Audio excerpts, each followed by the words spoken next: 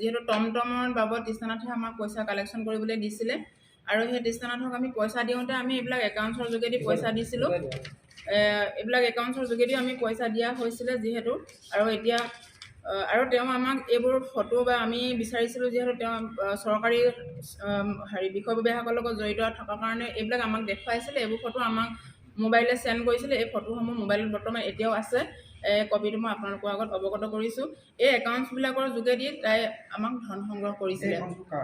এই একাউণ্টছবোৰ ইতিমধ্যে আমি দেখিব পাইছোঁ যিহেতু তাইৰ নামৰ নহয়, তৃষ্ণানাথেহে জানিব কাৰ একাউণ্টছ আমালৈ দিছিলে আৰু এই একাউণ্টছবিলাকৰ যোগেদি কিছু পইচা দিয়া হৈছে আৰু লগতে আমাৰ ঘৰলৈ গৈছিলে। যিহেতু ধৰ্মকান্ত বুলি আমি জানিব পাৰিছোঁ দুৰ্নীতি বিৰোধী যুৱ মঞ্চ, কিন্তু আমি নাজানো তেওঁ কিহত কি আছে। আমি অকল লগহে পাইছিলোঁ আৰু পৰিচয়টো তেওঁ দুৰ্নীতি বিৰোধী বুলি কৈছে। তেওঁ লগত গৈছিলে মোৰ ঘৰলৈ আৰু লগত তৃষ্ণানাথো গৈছিলে। তাৰপিছতে টকা পইচা অনাখিনি সময়ত কিন্তু তৃষ্ণানাথে অকলেহে পইচাখিনি লৈছিলে। এয়া আছিলে তৃষ্ণানাথক দিয়া পইচা।